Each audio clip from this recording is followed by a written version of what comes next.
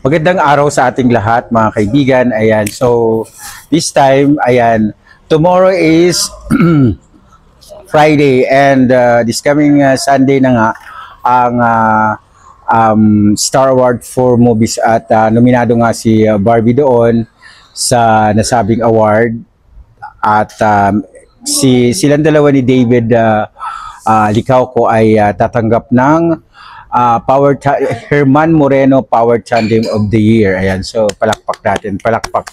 Maganda tayo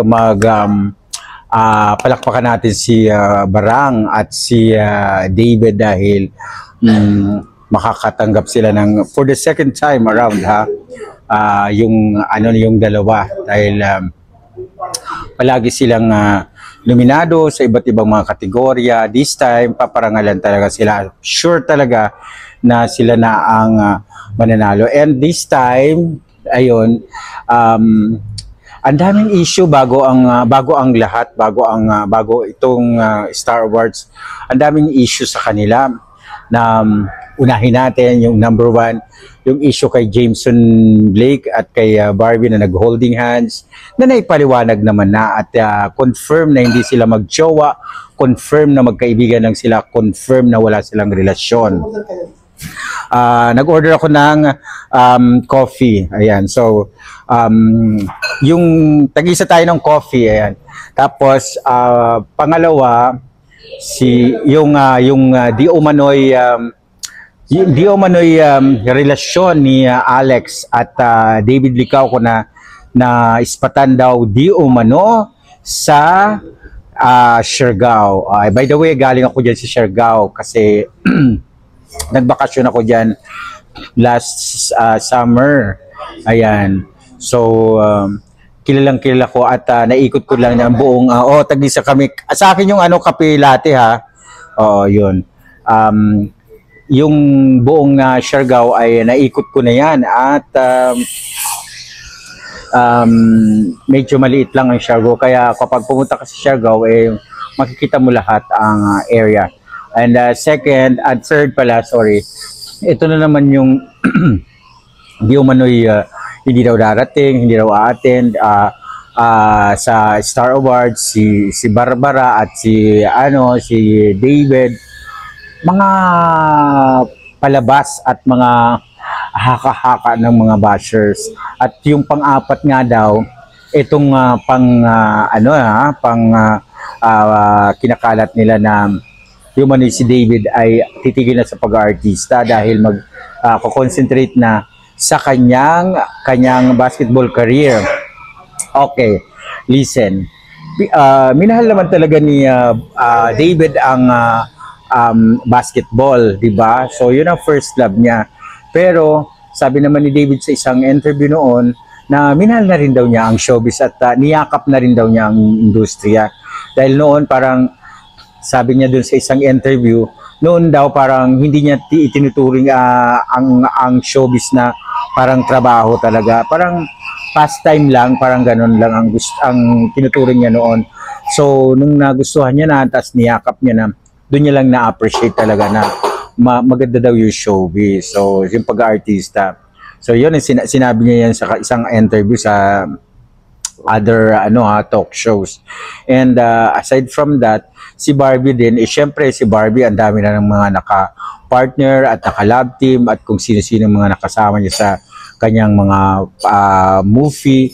And yun ang dahilan kung bakit dito parang tahimik si Barbie, tahimik siya sa thank you sa sa coffee. Mag-coffee tayo ha. Andito ako special thanks muna sa Monaco Hotel dito sa Taytay Rizal. Thank you so much.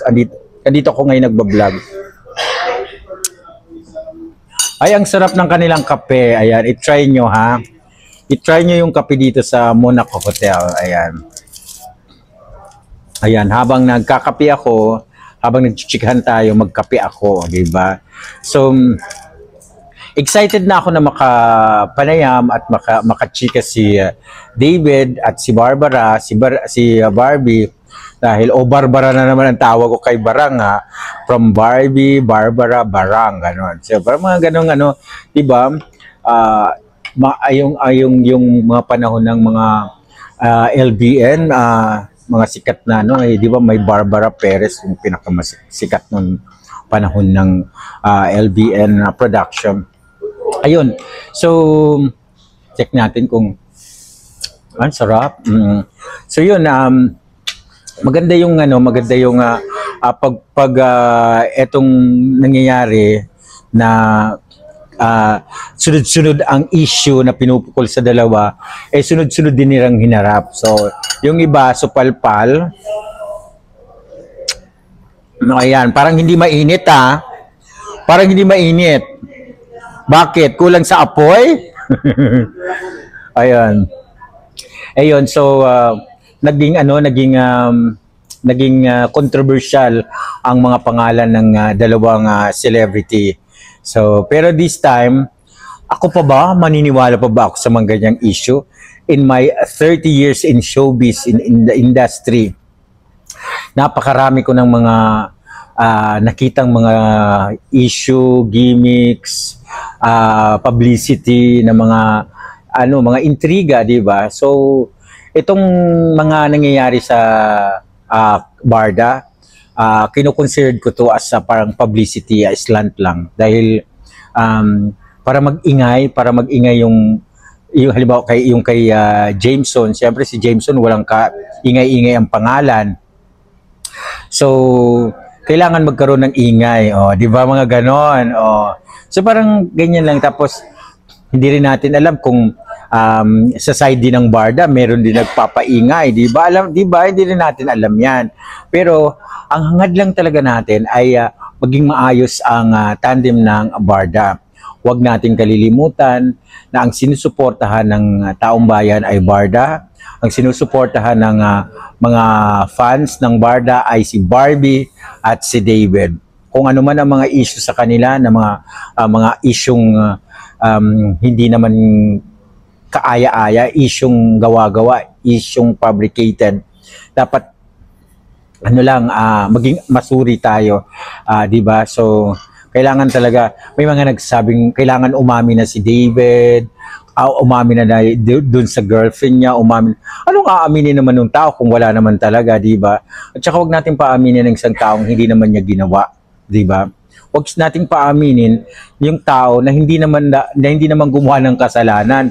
Ang paaminin natin na ang mga taong may kasalanan, di ba? Di ba, ang sarap ng kape. So yun, ang wish ko lang talaga sa dalawa ay magtuloy-tuloy ng maayos ang kanilang karera, kasi ang hirap pag ganitong punong-puno ng issue, pinapasukan ng issue yung club team, kasi minsan hindi natin alam yung dalawa, si Barbie at si naapektuhan din yan. Apektado sila sa mga ganyang issue, di ba? Di ba? Hindi natin alam na kung ano ang mga sinasabi natin sa kanila. Apektado na pala sila sa mga relasyon, sa mga issue, sa mga pinupukol sa kanila. So, maging naman tayo, maging behave naman tayo sa pag-aakusa sa mga kung ano-ano mga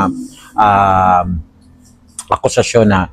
Tapos may narinig pa nga ako na hindi ako sisipo, tapos si David daw iiwanan na si Barbie, parang mga gano'n na, parang ang layo-layo dun sa katotohanan, di ba? Malayo sa katotohanan na alam naman natin na super talagang pag si David pagkasama si Barbie ay nag-i-enjoy talaga siya, di ba?